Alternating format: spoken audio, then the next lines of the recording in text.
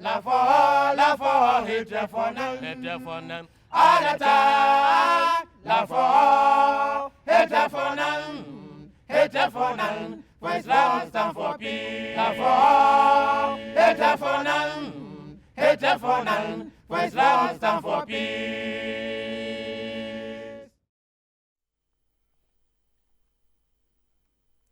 أعوذ بالله من الشيطان الرجيم بسم الله الرحمن الرحيم. I begin this in the name of God, who is the most gracious and merciful. May the peace and blessings of God be with us all. You are welcome to MTA International Africa. This is coming to you from Wahab Adam Studios here in Accra, Ghana. This is Real Talk Africa, where we discuss pertinent issues pertaining to the youth of the day or some social issues. We are coming with a series on social media and related issues. And so on that same vein, today we are coming your way with coup d'etat, whether they are solution to corruption and the influence of social media in all this that we do. Anyway, so as we know, coup d'etat is coming back into that we thought was gone. Now, for about 3 years now, we've been hearing frequent news on coup d'etat. So we are here to take some lessons and also to learn about this and for us all to think about this, because as it is somewhere, it can get to us. Is it a solution? Is it something that has bad consequences? Is it better than what we have? Or, I mean, all the things around it we would discuss. And I'm not the only one going to learn from our resource persons. I have people with me here in the studio, and we are all here to benefit from this, because this is a social issue. As much as possible, we should broadcast this for people to know. So with me in the studio to do the discussions on the far right is Maulvi Faraz Yassin. Maulvi Faraz Yassin Sahib is a missionary of the Ahmadiyya Muslim Mission, and he's posted here in Ghana. And then next to him is a learned fellow, lawyer Kekeli Jekete, who, as I said, is a learned fellow, a lawyer. Lawyer, you're welcome. Thank you so much. And then next to him is Mr. Dennis Delali Opaku, who is the executive director of DriveX. This DriveX is a recruitment and training company for drivers as well as road safety advocacy company. And so I would once again let us know that with me in the studio are some studio guests who would also benefit from this, ask questions when they want to come in and all that. So it's going to be a very, very interactive program. I hope you would have a very, very nice time learning and also hearing from the side of the young. May we delve into it. So, Maulvi Farasab, what would be your introductory statement to this whole thing? You have heard of the news, the resurgence of coup d'etat, especially in West Africa. But, it is a general thing, especially in Africa, it is on the rise. What is your first statement to this as we're coming to discuss this? It is a topic that really needs a lot of attention, because the concept of coup d'etat brings to mind a kind of quick fix solution to many problems. That is what comes to the mind of many people when you talk about coup d'etat. But when we go to the depth of this, since 1960s, when African countries took independence, there have been around about 200 attempted and successful coups. The results of them have not been promising. They've always ended up on the other side of the story, which people do not want to mention as success stories of their countries. So those who are thinking that it's a quick fix problem that can come and solve the problems, history is against that. And history has always been on the side of democracy. Okay. And yes, the flaws of democracy cannot be overlooked, but that cannot be solved with a greater evil. Okay. So in essence, you are referring to coup d'etat as a greater evil. Yeah, in the context of politics, it is a greater evil. Okay, I get it. I would come back, we would delve into it. So I would take the first words from Mr. Kekeli too. So yes, I do agree with our cleric that coup d'etats are a very important conversation that we need to have. Now, our country being a country, coup d'etats have been a strong part of our history. That's why we always say we are in the Fourth Republic, because 3 other republics were overthrown by military regimes. Sometimes the military regimes overthrew military regimes. Yeah. And we are where we are today. I would say despite, not because of, despite having multiple coup d'etats. Now, young people as we are, I've heard a lot of times about people talking about it's something that is important, should be done, should be done. There are people who call to go back to the heydays or the so-called glory days of military regimes. But I think it's because the conversation is not sufficiently hard for people to understand. If it was done, then indeed there will be a more nuanced approach to the way we discuss it. So yes, I do think it's a very important conversation we need to have. All right, thank you very much. And so we would have, okay. Yeah, so coup d'etat has had a very complex history on the face of our continent, and it's not a newborn baby to us. It's been there, we have been dealing with it, just that the results have not been favorable on the face of our continent. So I think there's a necessary attempt to speak and look at the root causes of coup d'etat, because it has never favored us. All right, it has never favored us. Yes. Normally, in a lot of the times that we see coup d'etat, it is as a result of generally a perceived corruption. And we all know that this isn't something out of the blues. Corruption to an African ear is just like, you know, singing and a bird.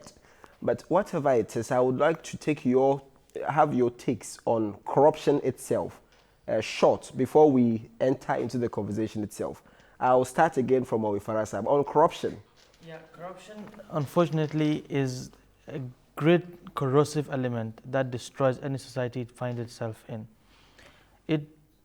And when you tick the boxes of corruption like bribery, embezzlement, nepotism, illicit funding, money laundering, and if you tick all these boxes, then you're not going to any great future.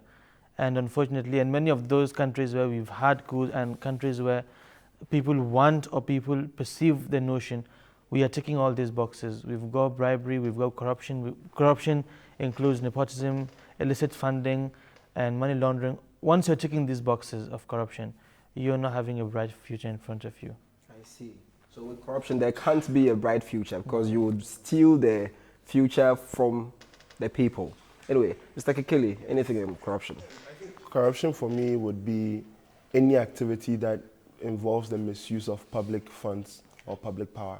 So it comes in so many diverse forms, in so many diverse ways, be it in the form of state capture, be it in the form of the bribery most of us know, be it in the form of unduly exercising your influence, your public influence, or your public power.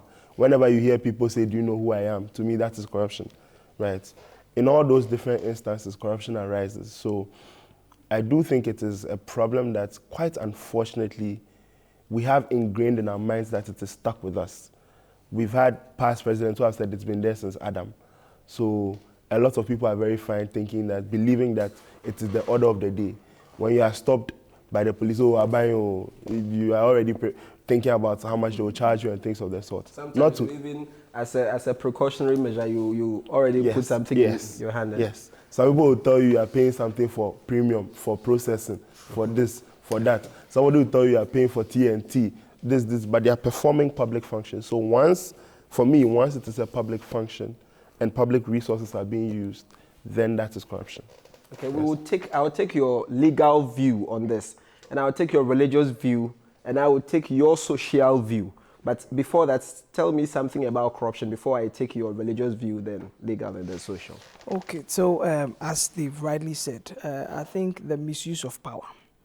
And anytime there is a system that fights equality, then you can term that system as a corrupt system. Because we are all working and we expect that the system should work for everybody, no matter who you are, where you find yourself. But anytime somebody twists the system to favor him or herself, then you can term it as the system is being corrupt. You get it? Yes.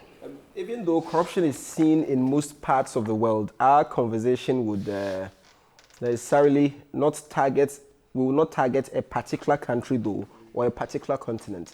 But since we are here in Africa, I think we would relate better with the issues that we are in and that is also around us. So if our conversation is kind of centered around us here, that is Ghana and Africa, I hope you would get where I'm coming from.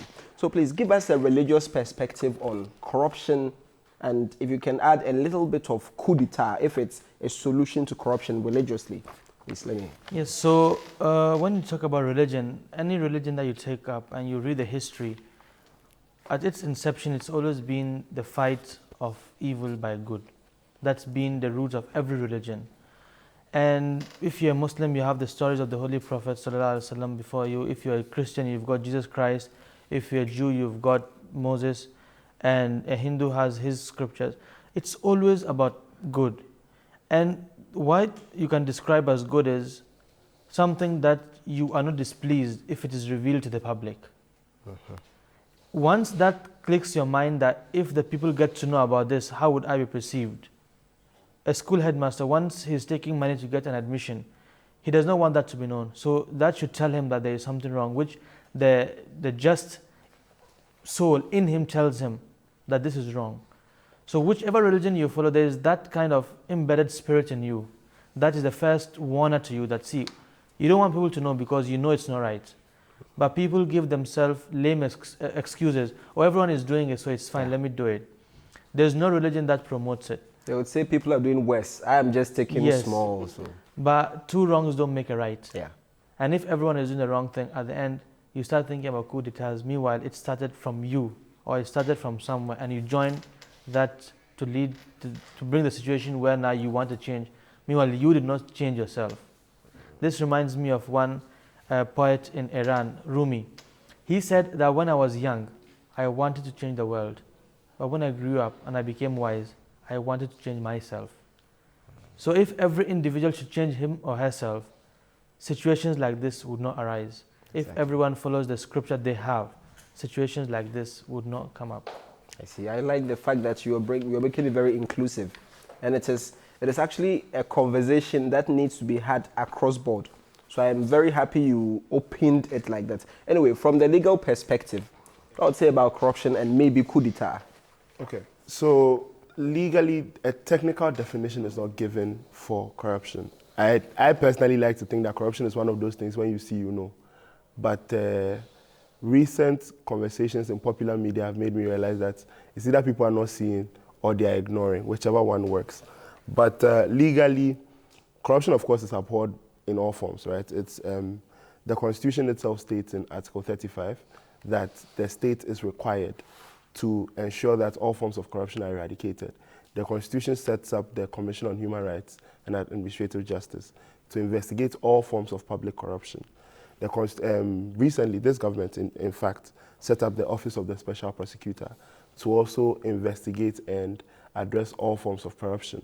We have the police themselves, who are also required to investigate and prosecute all forms of corruption. So what the law does is that the law attempts to create a mechanism. You hear people say, we need a system, we need a system, we need a system.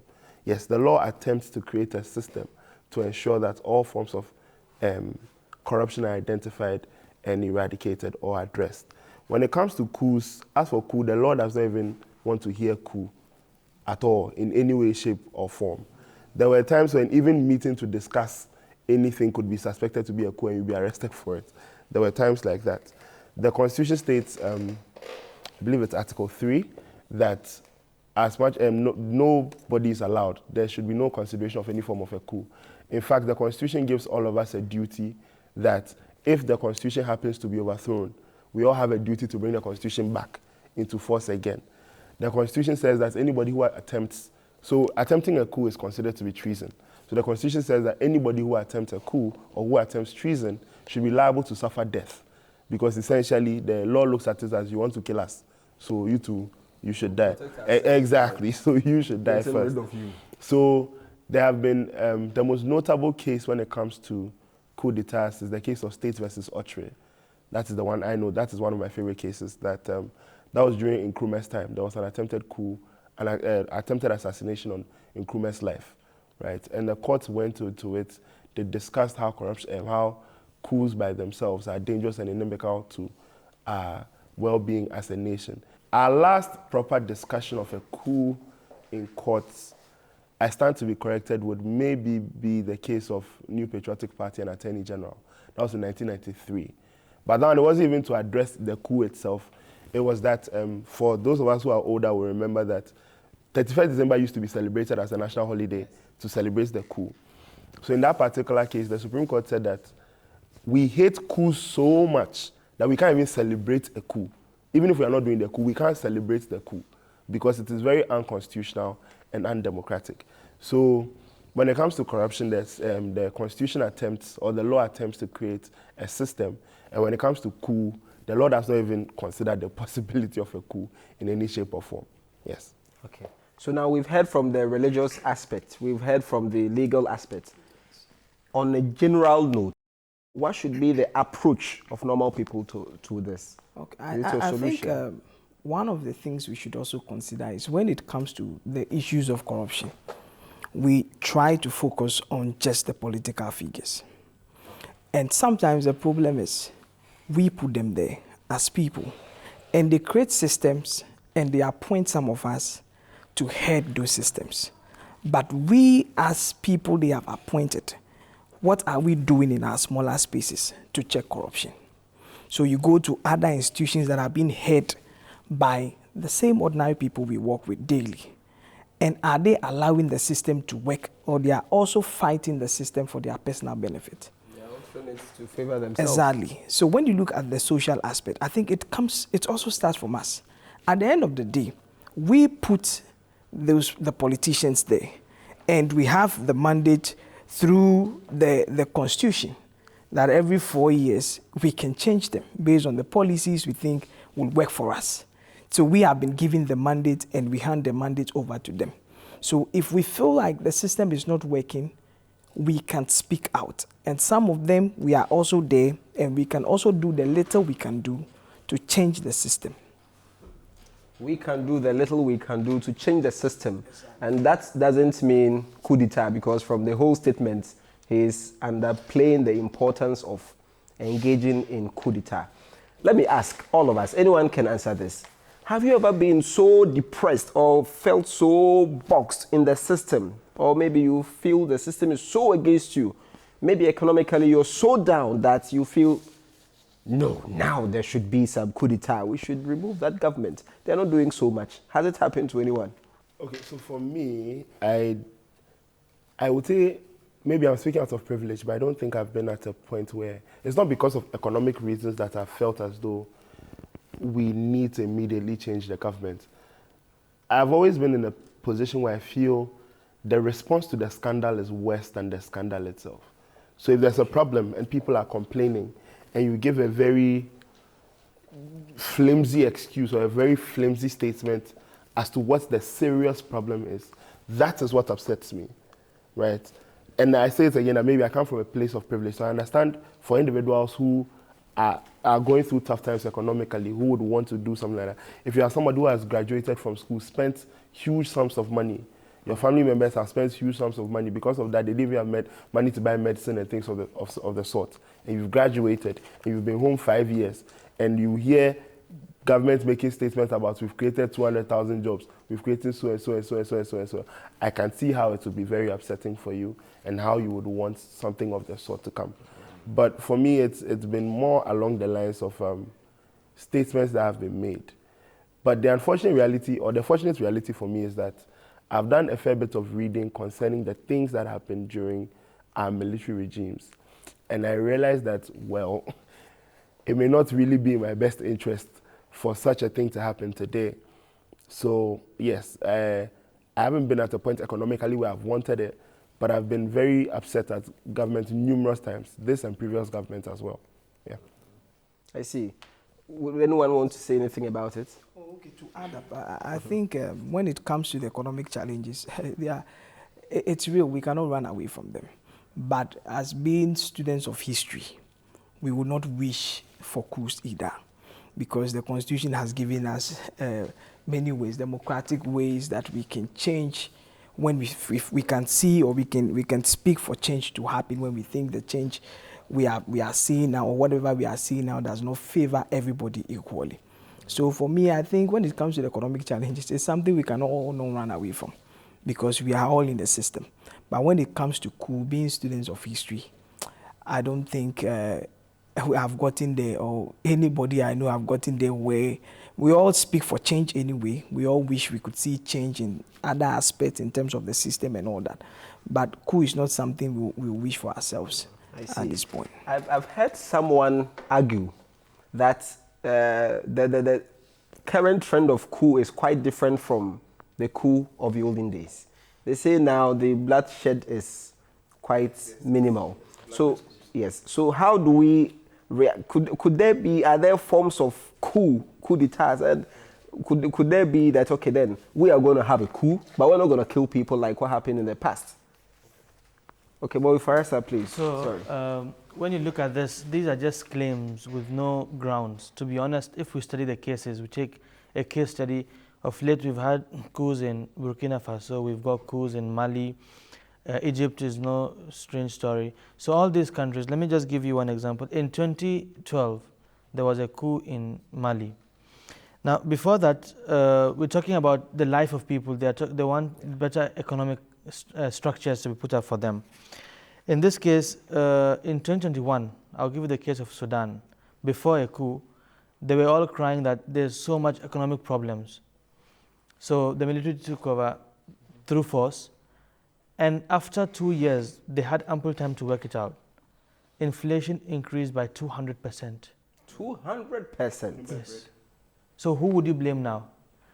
Yes, the democracy was not working well. The leaders were not doing well, but you could question them.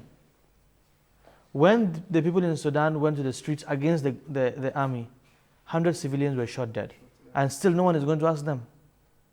At least you enjoyed that cushion in democracy. We're not saying they are doing well, but after 4 years, you can change it.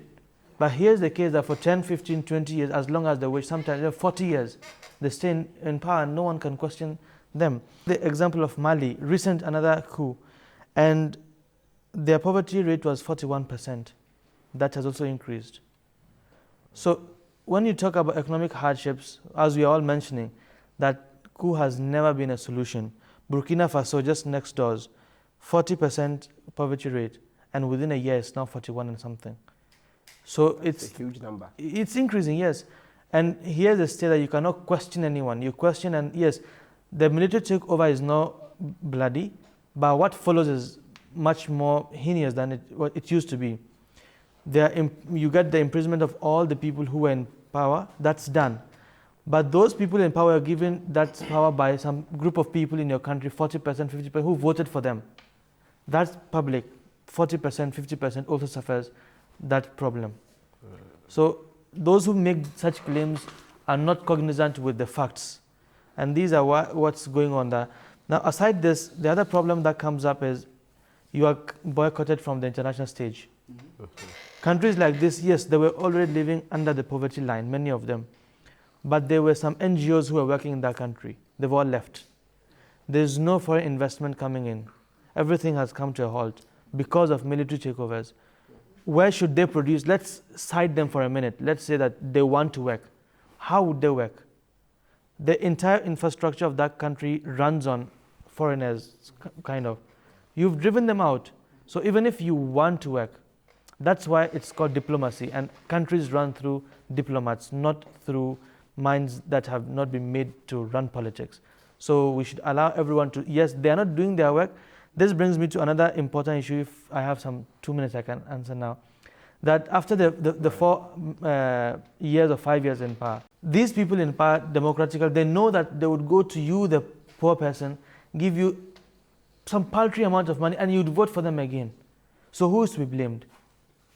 Yes, what they are doing is very wrong. But you also took an amount of money to bring them to power. So they're also paying an amount to increase their power. So what's the problem with that?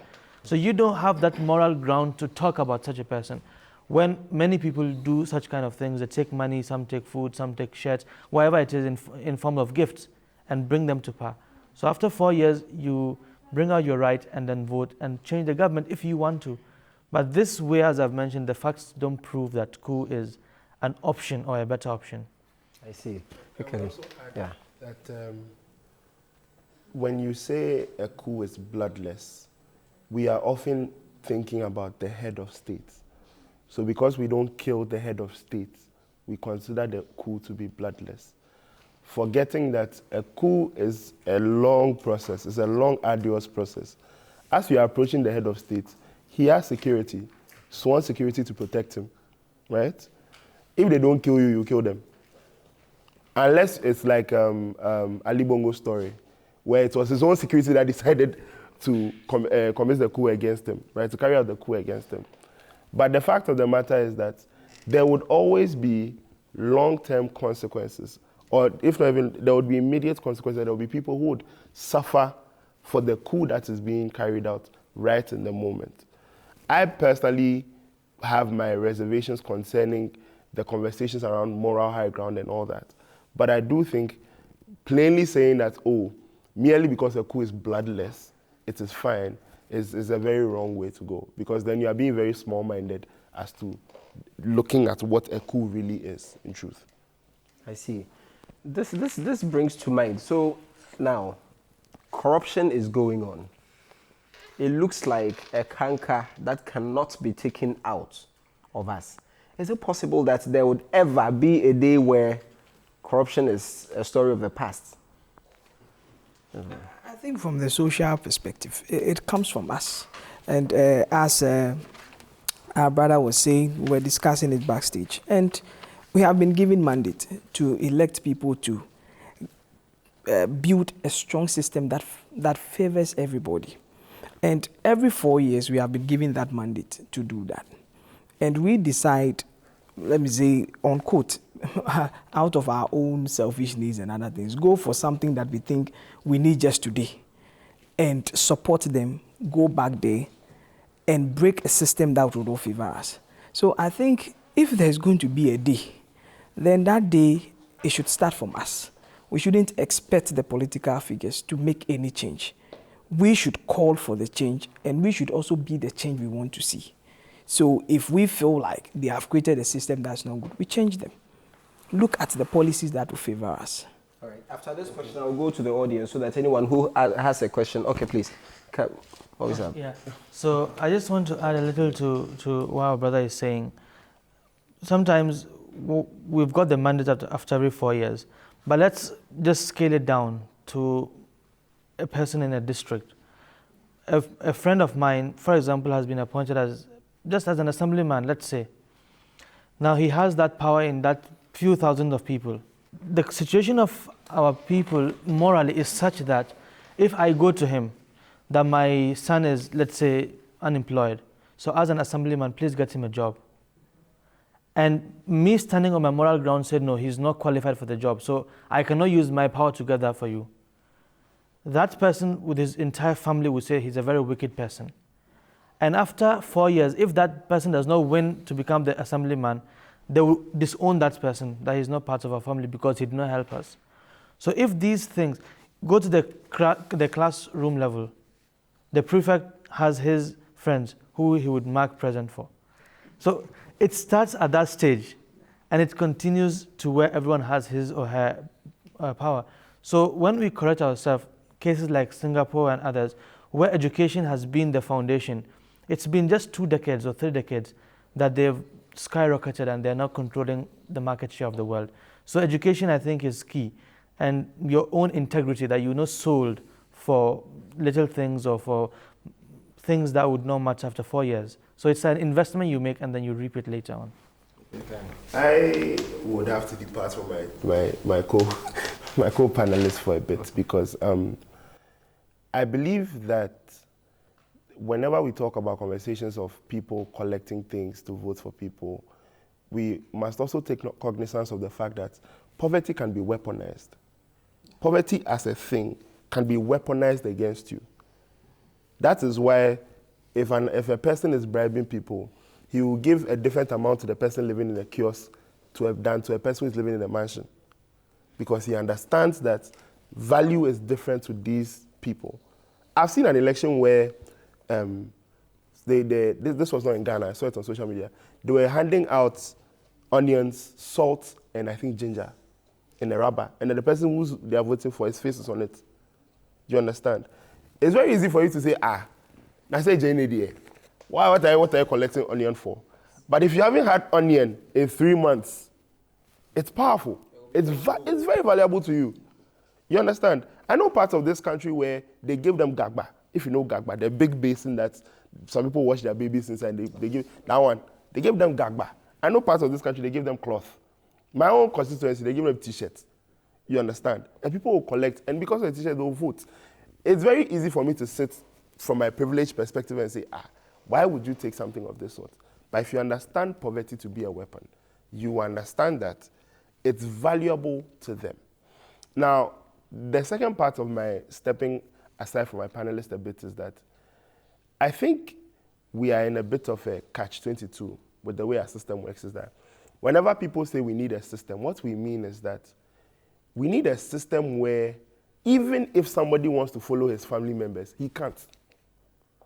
He doesn't have a choice. Even if, as the example you gave, that your family members will call you a wicked person, your family members need to understand that the way the system is run, you don't even have a choice in the first place. You can't just give it to anybody because you think that person is your family member. And that is why we need accountability. That's why we need a system where, and I know it's very cliche, we need a system, we need a system, we need a system. But that is what it means to run a functional system. There must be somebody who will sit down and say, okay, this assemblyman has the authority to give a job. Is he giving the job based on criteria, the correct criteria? Is there any conflict of interest involved? He has given the job to his family member.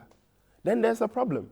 We must do something about it. Now, the reason I say we're in a catch-22 is that, unfortunately, the people who have the greatest power to fix the system is the politicians themselves. And it's almost impossible that they will make a system that will go against them. They will always leave loopholes. So that's why if you read the work of a few years back, there was a Constitutional Review Commission that went through our constitution and said, you know what, we need to change this, change this, change this, change. All the things we are complaining about, a lot of them is in the Constitutional Review Commission's work. It was put before the government. The government said, later. And it has never happened to this day. Do you see it? It has never happened to this day. So, as for the 4 years will come, we'll look at our options and we'll be upset.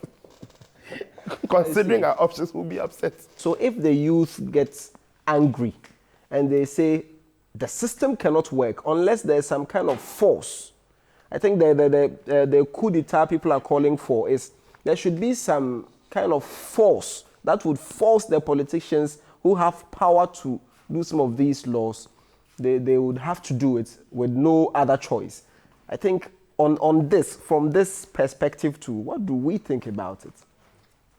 I think what our brother was saying about the Singapore story, when you read the story of Singapore, one of the things they have been able to do, and they try to get experts, people who are well qualified, and they place them in charge of these systems to make it work.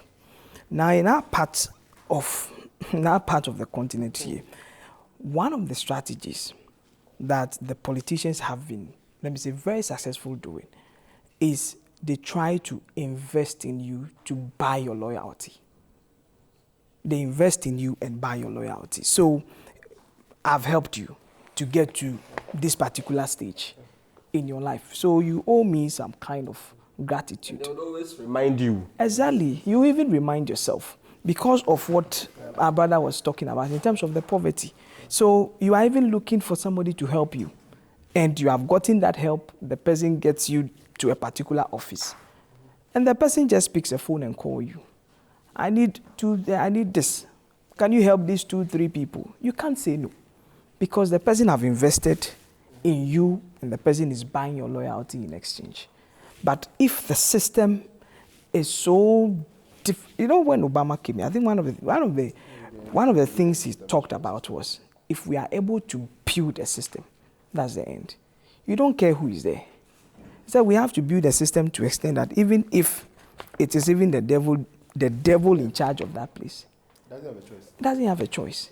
Because the system should just be okay for everybody, work for everybody. And I think that's one of the things they are using. So it's a difficult thing.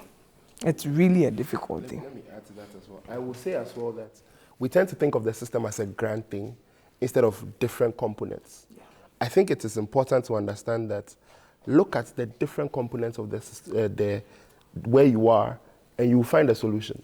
So, for example, the police officer does something, you say the police service. But until the day we can say, Kwesi Menu has done this, you will see that police officers will misbehave. So they have a body called PIPS, right? It's something bureau. I can't remember the full name. But they're in charge of checking for police discipline. But because we don't have a culture of ensuring accountability and reporting corruption, because that's corruption. You understand?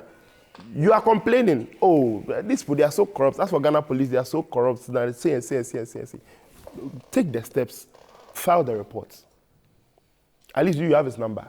Take the steps, file the report. There was a video where, during a traffic stop, a police officer was touching a girl's thighs at the front seat, and she was screaming and everything. And was telling, why, what will you do? What can you do? Right?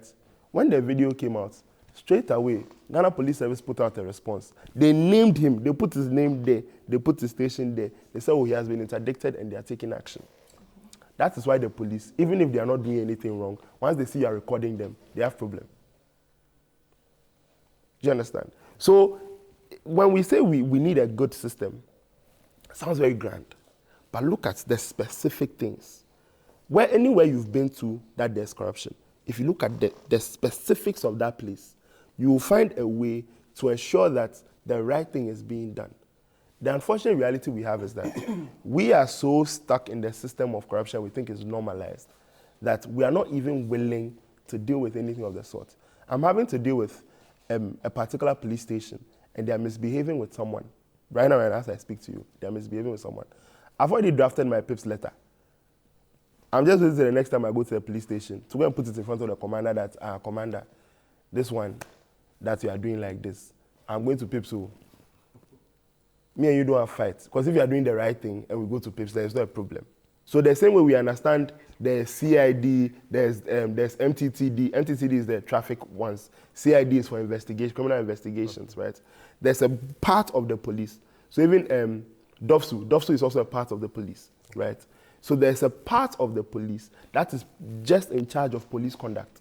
So now even if it is the IGP who has misbehaved, you can take a petition there to them that, but of course that one will be difficult. But you can still take your petition there that, oh, at least on the record, it would be there that this issue was... and that's why we need individual accountability of police officers, right? In certain countries, in America, for example, certain states in America, the police are required to wear dash cams. Yes. Right? Yes. Because you say your story, the policeman will say your story, and the police who are investigating will believe who? The police officer.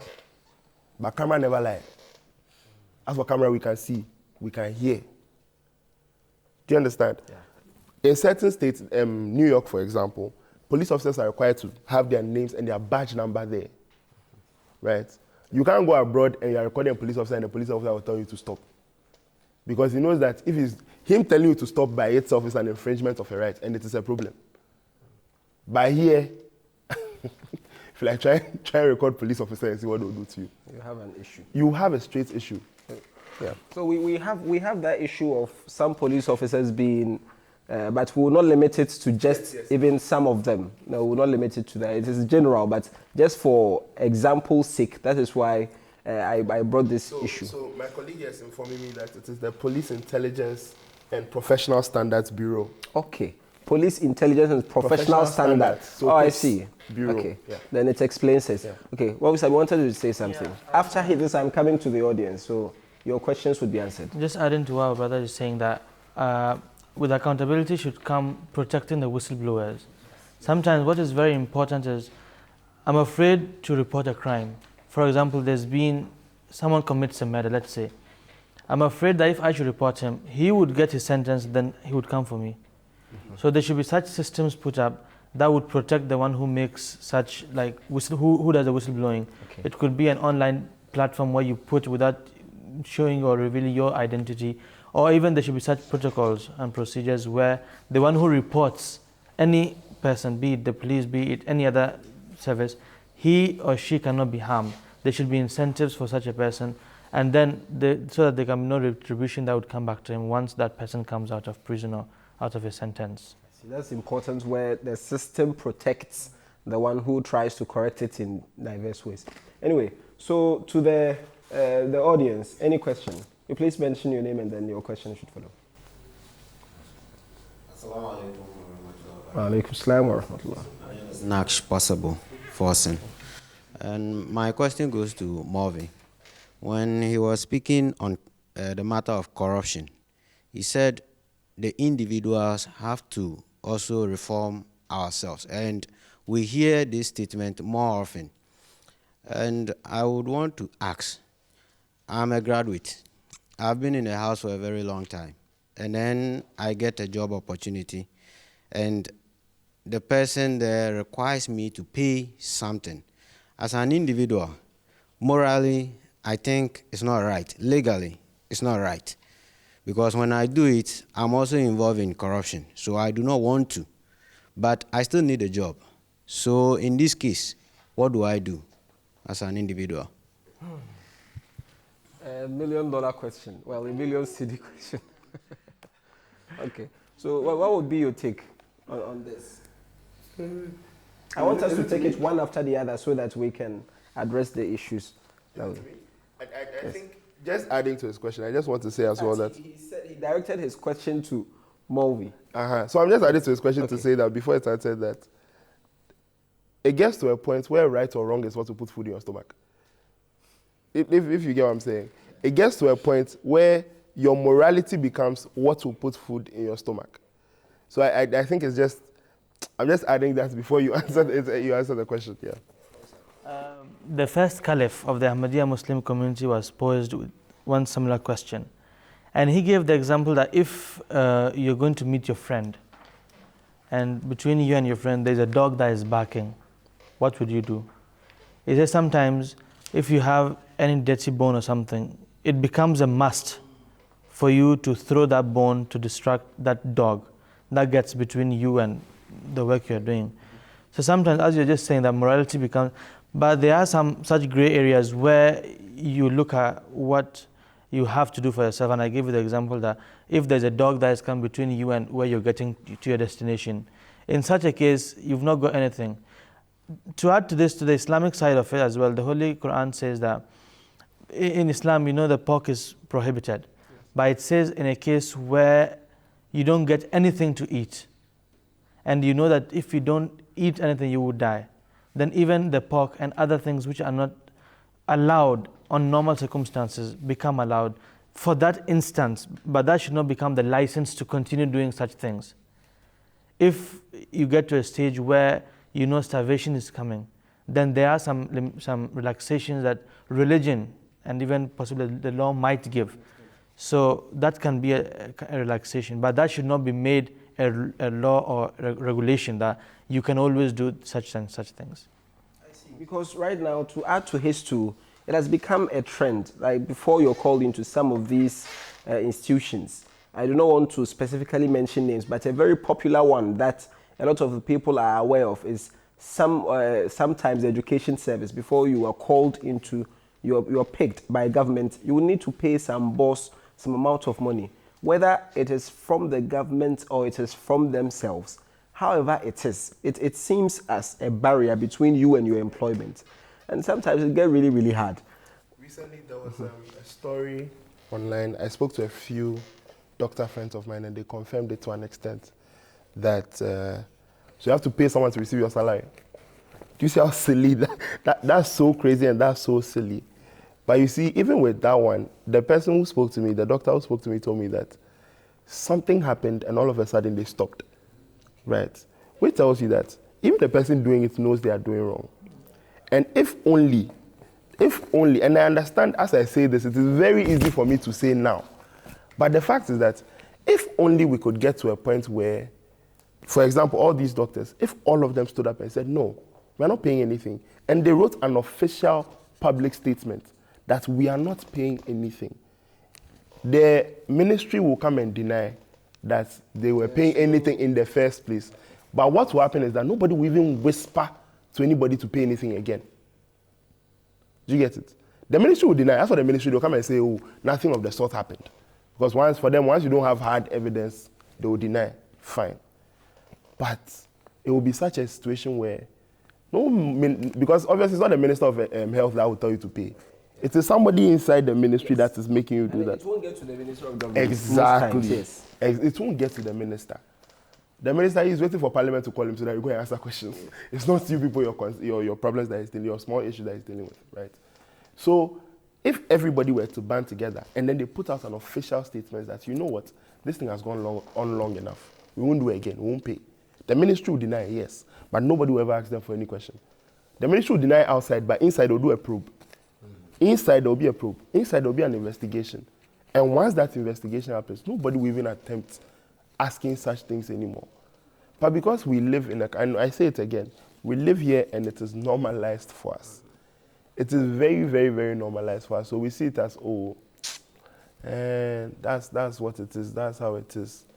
You understand? I think what I'm getting from all that you're saying now is a realization and some bravery to be able to speak up, sometimes as an organization, sometimes as individuals.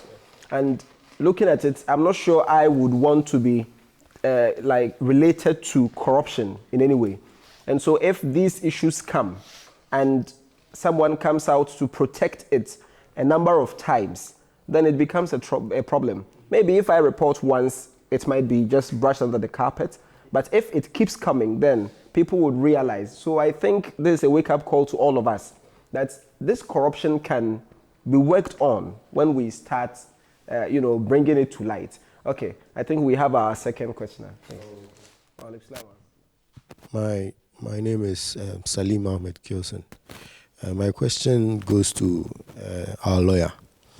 I want to know, because there is a statement or there is a saying that every need has an ego that it has to satisfy. Coups erupt as a result of the fact that people want their voices to be heard. They want their sentiments to be felt. So therefore, they organize themselves and do something. The only side effect of it is that it is a cocktail that is served to us. And then the ingredients that are being put dishes out what will happen at the end of the day, the aftermath, which is a sad story. But then, what is the legal option for the people to let those in power know that, yes, we have voted for you, you are there. What you are doing is not in line with what the Constitution says that you should do, because everything is being guided by the Constitution. So, at that instance, what option do the people have so that, okay, maybe we can vote you out at that very moment, not after 4 years? Is there any option so that we hop onto that rather than... I will start by saying something that a good friend of mine always says, that he told me one time that the problem we have in this country is that we think our democracy is stellar because of how we measure democracy. To us, democracy is elections every 4 years. To us, democracy is the fact that we have institutions that exist. Oh, we've done Office of Special Prosecutor. Oh, we have Auditor General. Oh, we have Supreme Court. Whether or not these institutions work is not our concern, right? So those three, and then the fact that we're able to hand over power. So the fact that we do elections, the fact that we have institutions that work, and the fact that we're able to hand over power. To us, that's the democracy, right? So you see that even conversations, recently, I think the Minister for Defense also said that all the people who have been discussing coups are encouraging the soldiers to commit a coup, which is very odd, because if the soldier is suffering, is it me that will tell the soldier that he should commit a coup? No. Right? The soldiers are dealing with their own things. Do you get what I'm saying? So in answering your question, I would say that when you talk about the legal options, right, we are saying what is permissible by law. Now, what is permissible by law is pressure, political pressure.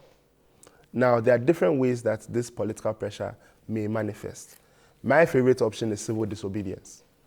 Me, that is my personal favorite option. Civil disobedience. Civil disobedience. Can you explain where you do things that are not illegal, but they inconvenience. So, for example, I don't know if I should be put on record for suggesting such a thing, but for example, if your MP is sitting there, maybe your DC is sitting in the constituency or in the district, and there's no developments going on, and you're at a meeting where your DC comes, maybe there's an event and he's invited to come, and all of you get up and go. That is pressure. You understand? Nobody has beaten the DC. Nobody has said anything. But he should talk to the chairs. Because clearly it's not a DC for human beings. Do you know what I'm saying? If we all decide that maybe we are driving and then we will drive in a, not recklessly or anything, nothing illegal. But if we say that we are going to cause a traffic jam, right, that is civil disobedience. So far as it is done within, and I say traffic jam with technicalities, that it is done, it's not in the case where you intentionally park your car somewhere and you obstruct traffic. That is illegal. But if everybody did, because obviously when you put more cars on the road, that is traffic by itself, right? So if more people decide they're going to drive in a particular way, it is traffic. Another form of pressure is social media. And I'll give you the example of the new Parliament House. If you remember, Parliament said they wanted to build a new house. Yeah. They scrapped that plan. Do you know why? Because people started putting the numbers of parliamentarians online. Such that people actually started calling their parliamentarians and writing to their parliamentarians that you had better not agree to such an idea. And they scrapped it fast. The problem we have in this country is that the things that we consider to be wrong, it's not just the politicians who are pushing it. There are people who are also pushing them, right? So unless and until we get to a point where we can show them that no, indeed, there's, and obviously the most obvious form of pressure is demonstrations. That's the most obvious form of exercising political pressure, right? Because I think we need to get to a point where in this country, we let the two parties see that the country is not for them. That's what I think it is. We need to get to a point where the parties see that, because to them, they are just playing a rigmarole with all of us. When this one's time passes, this one comes. When this one's time passes, this one comes. So, and we need to get to a point where we exercise our political pressure. And we also ask them, we hold them to account on certain things. If you have the money to take somebody to court, take them to court. If you have the resources to, I'll use the police, it's like today I'm attacking the police. But if you have the resources to report a police officer, report a police officer. If you are working in a public office and then your boss is trying to hold your bum, report him to Shraj. You understand? Use the systems that exist to register your displeasure. And it will shock you that you even have to wait for the 4 years. You will not have to wait for the 4 years. Because before that 4 years will come, it is either they will resign or they will behave. One or the other. They resign or they behave. Because for you, whoever is there, you don't care. What you need done is the work. So whether it is man A or man B, what you need is the work. So I think if we exercise our political pressure well, we'll get things done. Okay. If we exercise our political pressure well, we will get things done. I think this is very, very insightful, all these discussions. Please carry on your question, sir. My name is Abdul Malik, and my question goes to Mr. Dennis. I think I want to go a little bit social. So we have been talking about actually also reforming ourselves. So my question is, what we are all sure about is that at least right from the Fourth Republic, we have been changing governments. This government will go, the other one will come and all of that. But what has been constant is we the people. So is this something that we as a people are supposed to do or are supposed to change, and where do we start from? The change we seek starts from us. And it's very true because some of us get opportunity to be in some spaces in the country. But the issue is, how do we act when we get those opportunities ourselves? Even though we are in the social spaces, complaining and everything. And our brother gave an example. And they say we can, it's easy to talk. But when it comes to action, it's very difficult. So we have all been at the place where you have also went. I appreciate your example and all that. But when you take his example, for instance, you pay money to get a job because you don't have a job. So we paid money to get a job.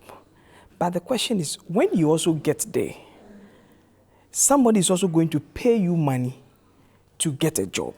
And it is not stopping. So for us to stop, we need to get to a point where we feel like we need a system that favors everybody equally. And as we say, when it comes to advocacy, it has to start from somewhere.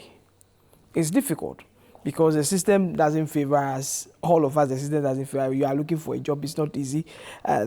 Just last week, when I came to Accra, I sat in an Uber car and the driver had a master's degree.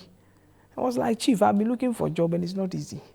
Such a person, when you ask the person to pay money to maybe join any of the forces, it will be very easy. And that's what the lawyer says, that yes, poverty has been weaponized, and it's true. But we have to get to a point where we as a people need to be the change. And it should start from somewhere. Because if we are all looking at what we get individually, then there will be no change. It gets to a stage where people must sacrifice, speak to the system. He's a lawyer. There are lawyers who are advocates. There are lawyers who are advocates. They speak to the system. No matter how they are being labeled, they do it. We know there are teachers who are, I can mention them, they are on YouTube, and they spoke against the system. You get it. Some of them had to sacrifice, being sacked from the teaching industry and all sector and all that. So it gets to a point where we have to just speak up. It gets to a point where we have to just speak up and be the change. It's difficult anyway because our situation doesn't permit us, but it must start from us so that we correct it, so that the future generation doesn't suffer what we are going through. Yes. The Holy Prophet ﷺ said that obey your leaders as long as they obey God. That is the statement of the Holy Prophet ﷺ. Now, if you see this, then on the other side, he's also spoken against rebelling, powerful rebelling, using brutal force to rebel. That's also wrong. So then you have that area to decide, as the lawyer said, that there are some kind of civil activities that you can do or perform to bring some pressure into them, to pressurize them into behaving well or to leave. Because once you're not obeying them in things that are not right, and there are some protocols that he's mentioned. So the way is open, but again, brutal force is not the option, neither in Islam and nor in the history that we've discussed just before this topic of corruption came, that at least now you hold them accountable to some extent. Let's just put it that to some extent, 1% even. But how about if you're not even able to hold them accountable, you talk about it and then you are disappeared, probably even dead. So yes, it's wrong. No one is happy with the system, that's right. But the other is worse. You see, the problem with the coup is that in the end, everything is at the whims of one individual or a small select group of individuals. So all the stealing you are worried about, they could be stealing as well, but it is still within that small group of individuals. You understand? That is the primary problem. And if you check every single coup speech, every single coup proclamation, or every single proclamation overthrowing a constitution in Ghana, they will always say economic conditions. They don't represent the people. They say. In fact, there have been coups where people have celebrated. The 66 coup of Nkrumah, if you check history, people jubilated and celebrated. There are still people to this day who will speak very fondly of Rawlings, right? So you would always find people who would, yes, necessarily look at things in a particular way. But the fact of the matter is that there has been no real audit of the finances of these governments. To this day, and I always attribute this to our coup history, to this day, we actually don't know how much Ghana spent on our military budget. It's a secret before Parliament. It's a secret. To this day, we do not know how much government, because of our coup history, right? So that's the problem with the coup itself on one side. Now, concerning the alternatives, I will just go again on the same political pressure issue. You see, whenever we say we've been talking, sometimes it's useful to look at the talking that is going on in other countries. No matter the demonstration we've done, we are nothing compared to the French. The French have not had a coup, I don't know, other than the original French Revolution. I don't know of any other French coup. I'm sure, because the revolution was a long time ago, so I'm sure there has been some other kind of coup. But if you see French demonstrations, you'll be impressed.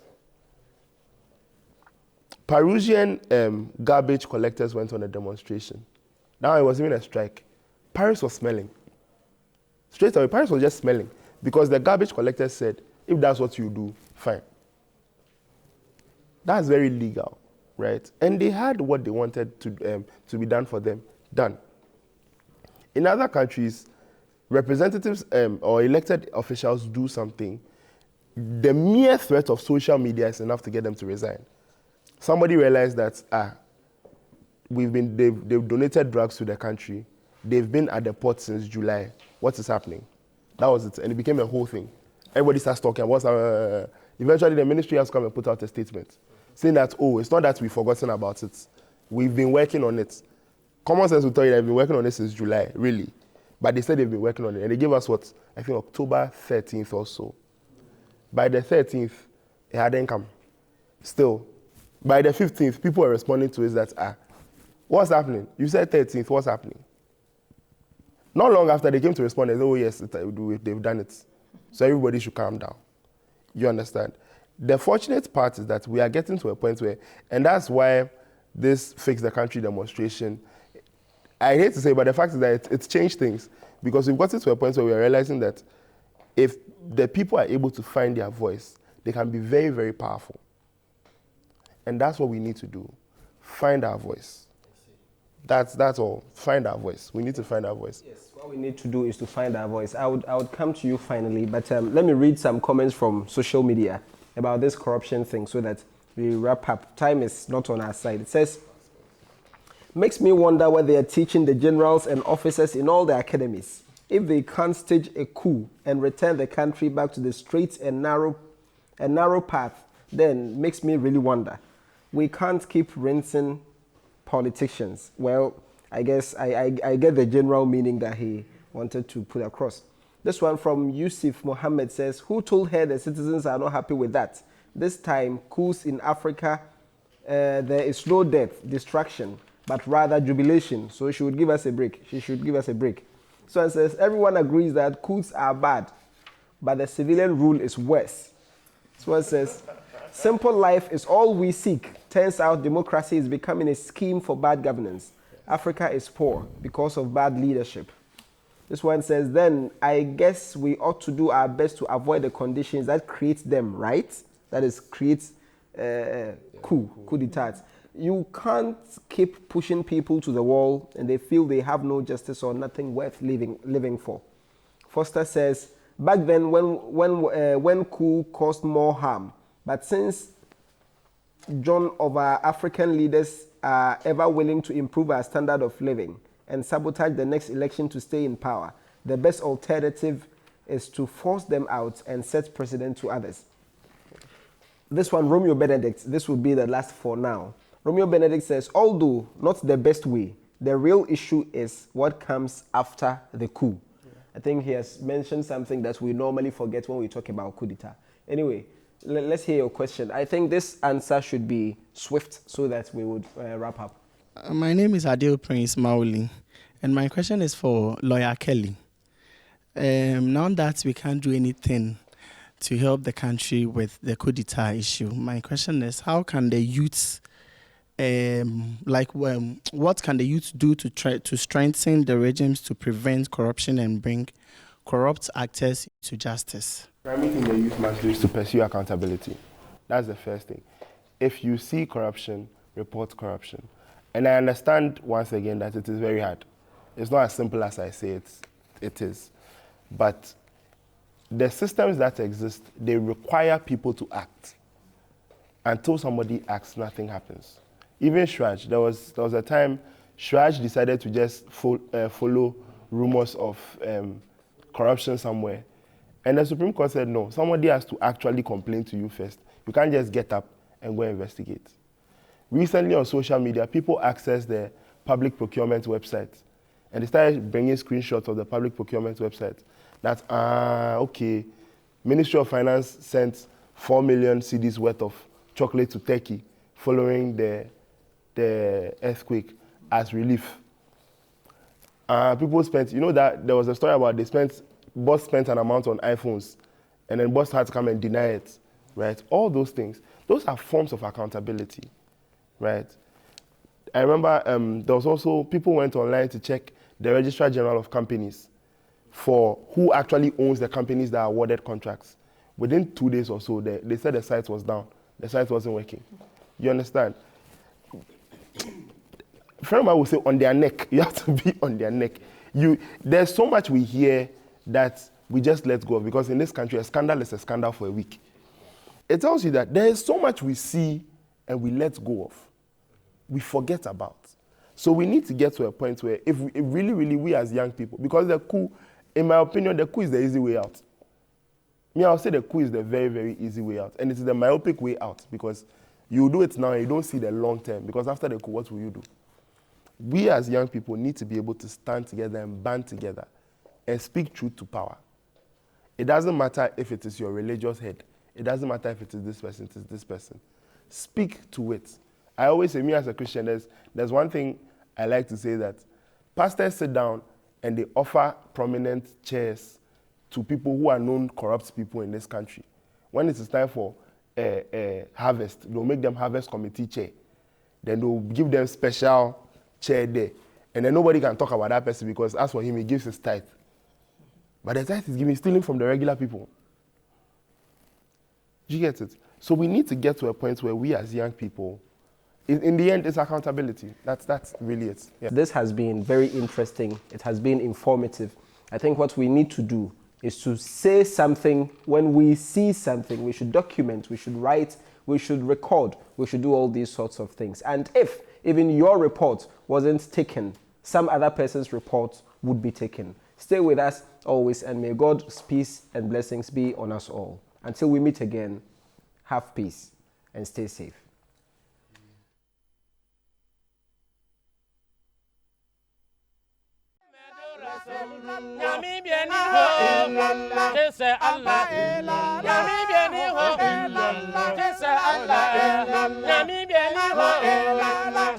Allah